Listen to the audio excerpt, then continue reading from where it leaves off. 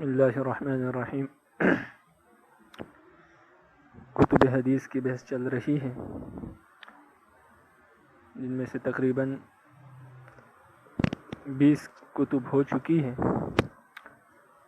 Number 21 الترتیب، یعنی وہ کتاب جس میں کسی دوسری غیر مرتب کتاب کی احادیث کو کسی خاص ترتیب سے جمع کر دیا گیا ہو، مثلا ترتیب مسند احمد علی الحروف لابن الکثیر، اور اسی طرح ترتیب مسند احمد علی الحروف لابن الحبیب۔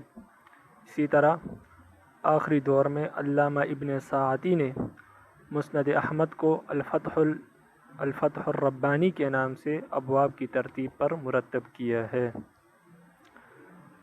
نمبر 22 الزوائد، یعنی وہ کتاب جس میں کسی دوسری کتاب کی صرف وہ احادیث جمع کر دی گئی ہو جو صحیحین میں موجود نہیں۔ صحیحین یعنی بخاری اور مسلم میں موجود نہیں۔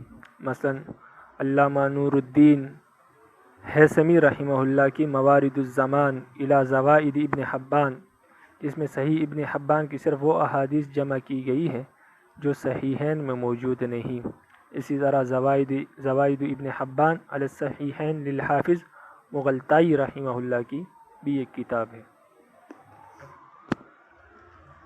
بعض مرتبہ زوائد کا لفظ مستدرک کے مرادف سمجھا جاتا ہے، یعنی مستدرک کی تعریف پہلے گزر چکی ہے، تو بعض اوقات اس کتاب کو جو مستدرک کہلاتی ہے اس کو بھی زوائد کے نام سے تعبیر کر دیا جاتا ہے، تو یہ الفاظ ایک دوسرے کے مرادف استعمال ہوتے ہیں۔ نمبر 23 العلل، یعنی وہ کتب حدیث جس میں ایسی احادیث ذکر کی گئی ہو جس کی سند پر کلام ہو، یعنی محدثین نے ان احادیث کی سند پر کلام کیا ہو، اس پر جرح کی ہو، جیسے کتاب العلل للبخاری، کتاب العلل للمسلم، اور کتاب العلل الصغیر والکبیر للترمذی۔ اسی طرح امام دار قطنی اور امام ابن ابی حاتم کی کتاب العلل بھی معروف اور مشہور ہے۔ نمبر 24 الامالی، پہلے زمانے میں تدریس کا طریقہ یہ تھا کہ استاذ اپنی یاد کی ہوئی حدیثیں شاگردوں کو املا کراتا تھا۔ اسی طرح شاگردوں کے پاس جو مجموعہ تیار ہوتا تھا اسے شیخ کی امالی کہتے تھے، چنانچہ حافظ ابن حجر رحمہ اللہ کی امالی مشہور ہے۔ لیکن جب طباعت کا رواج عام ہو گیا اور کتابیں چھپنی عام ہو گئی تو احادیث کی تدریس کے لیے املا کی ضرورت باقی نہ رہی، لیکن احادیث کی تشریح اور اس کے متعلقات جو استاذ بطور تقریر کے بیان کرتا ہے اسے قلم بند کرنے کا دستور اب تک جاری ہے، اور آج کل انہی تقاریر کو امالی کہتے ہیں۔ تو اس قسم کی بہت سی تقاریر شائع ہو چکی ہیں، جن میں مفصل ترین کتاب فیض الباری ہے، جو صحیح بخاری پر علامہ انور شاہ کشمیری رحمہ اللہ کی تقریر کا مجموعہ ہے، جسے حضرت مولانا بدر عالم صاحب میرٹھی رحمہ اللہ نے مرتب فرمایا ہے۔ اسی طرح علامہ انور شاہ کشمیری رحمہ اللہ کی تقریر ترمذی ہے، جو العرف الشذی کے نام سے شائع ہو چکی ہے، اور یہ ترمذی شریف جو کتاب ہے اس کے حاشیے میں موجود ہے العرف الشذی۔ نمبر 25 التراجم، ان کتب حدیث کو کہتے ہیں جن میں ایک طریقے سند کی تمام احادیث ایک باب میں جمع کر دی گئی ہو۔ تراجم ان کتب حدیث کو کہتے ہیں جن میں ایک طریقے سند کی تمام احادیث ایک باب میں جمع کر دی گئی ہو۔ مثلا اس کتاب میں باب اس طرح قائم کیا جاتا ہے کہ ذکر ما روا مالک عن نافع عن ابن عمر، اور اس کے تحت وہ تمام احادیثیں نقل کی جاتی ہے جو اس سند سے مروی ہے۔ اس قسم کی کتابیں بھی داخل ہیں جو من روا عن ابیہ عن جدہ، یہ جو سند عام طور پر احادیث میں چلتی ہے، تو یہ سند بھی اس قسم کی کتابوں میں داخل ہے۔ نمبر 26 الثلاثیات، یعنی وہ کتب حدیث جن میں صرف وہ حدیثیں ذکر کی گئی ہو جو مصنف کو صرف 3 واسطوں سے پہنچی ہیں، یعنی جن کی سند میں مصنف سے حضرت صلی اللہ علیہ وسلم تک کل 3 واسطے ہوں، اسے ثلاثیات کہتے ہیں، جیسے ثلاثیات البخاری، ثلاثیات الدارمی، ثلاثیات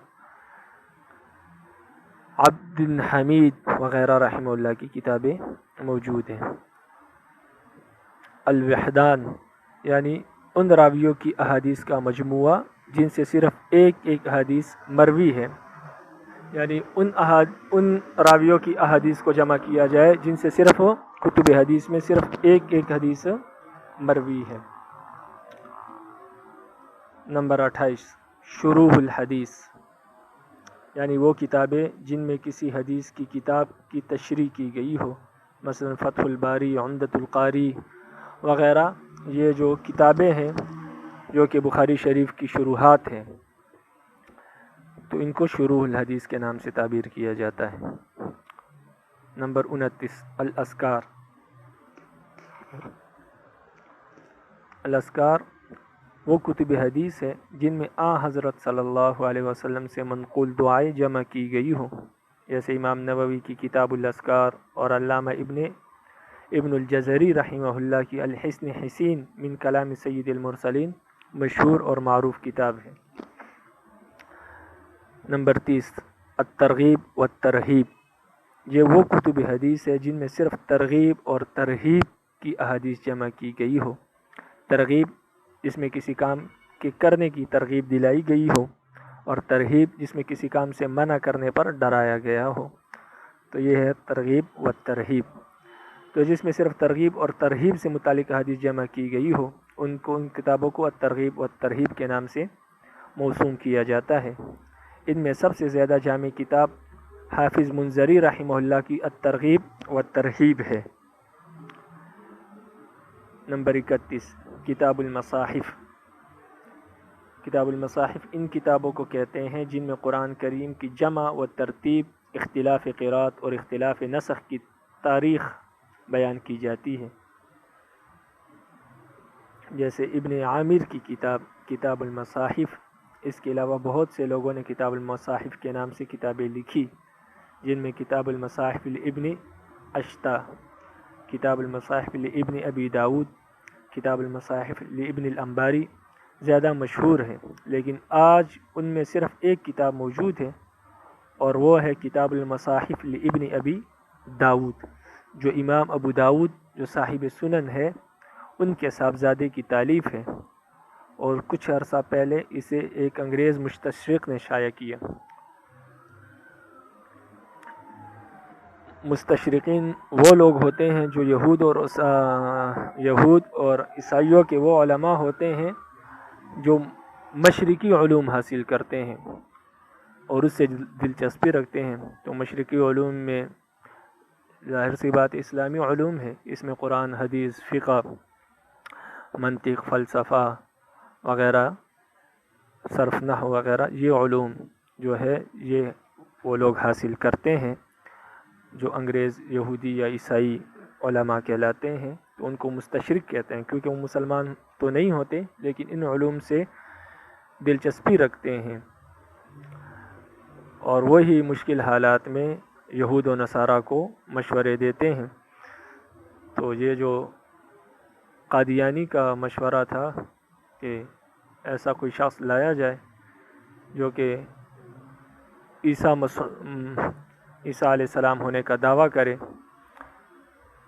تو اس سے پھر یہ ہوگا کہ جہاد ختم ہو جائے گا، کیونکہ اسلامی کتابوں میں لکھا ہے کہ جب عیسیٰ علیہ السلام کا نزول ہوگا اور دجال کو قتل کریں گے، تو پھر وہ زمانہ ایسا ہوگا کہ اسلام میں اس زمانے میں صرف جہاد ختم ہو جائے گا۔ تو انگریز جہاد سے پریشان تھے، اس لیے انہوں نے مستشرقین سے مشورہ کیا، تو مستشرقین نے یہ مشورہ دیا کہ عیسیٰ مدعو کا انتظام کیا جائے، تو اس کے ذریعے سے ہم یہ پروپیگنڈا کریں گے اور یہ دعویٰ کریں گے کہ عیسیٰ علیہ السلام نازل ہو چکے ہیں، تو لہٰذا جہاد کو ختم کیا جائے۔ اس لیے قادیانی کا اپنا بیان ہے، غلام احمد قادیانی کا، کہ میں نے جہاد کے خلاف جتنی کتابیں لکھی ہے اور جتنے مضامین تحریر فرمائے ہیں، اگر ان کو 80 الماریوں میں بند کیا جائے، رکھا جائے، تو وہ الماریاں کم پڑ جائیں گی اور میرے مضامین اس سے زائد ہیں۔ تو یہ مستشرقین ہوتے ہیں جو مشکل حالات میں یہود و نصارہ کو مشورے دیتے ہیں اور وہ ان سے مشورہ کرتے ہیں۔ اس لیے مستشرقین کے تمام خرچہ اور تمام اہل و عیال کی ذمہ داریاں، حالانکہ ان کے پوتوں تک کی ذمہ داری جو ہوتی ہے وہ ان کی حکومت وقت پر ہوتی ہے اور وہی ان کا سارا خرچہ چلاتی ہے۔ بہرحال نمبر 32 المسلسلات، ان کتابوں کو کہا جاتا ہے جن میں ایسی احادیث ذکر کی جاتی ہے جن کی روایت میں تمام راوی کسی ایک صفت یا خاص لفظ یا خاص فعل پر متفق ہوئے ہوں۔ مثلا کسی حدیث کے تمام راوی فقیہ ہو یا محدث ہو، یا اس کے ہر راوی نے روایت حدیث کے وقت کوئی خاص کام کیا ہو، مثلا ہر راوی نے روایت کے وقت مسافہ کیا ہو، تو ایسی تمام احادیث کو کسی کتاب میں جمع کیا جائے تو ایسی کتاب کو مسلسلات کہتے ہیں۔ یہ تھی احادیث کی، کتب احادیث کی 32 اقسام، ان کا جاننا بے حد ضروری تھا۔ اب اس کے بعد آپ ہم سند ذکر کریں گے اور یہاں سے لے کر اپنی سند سے لے کر انشاءاللہ ہم اس کو متصل آپ صلی اللہ علیہ وسلم تک بیان فرمائیں گے۔ اس لیے آپ اپنی قلم اور کاپیاں لے کر اس کو نوٹ فرما لیں۔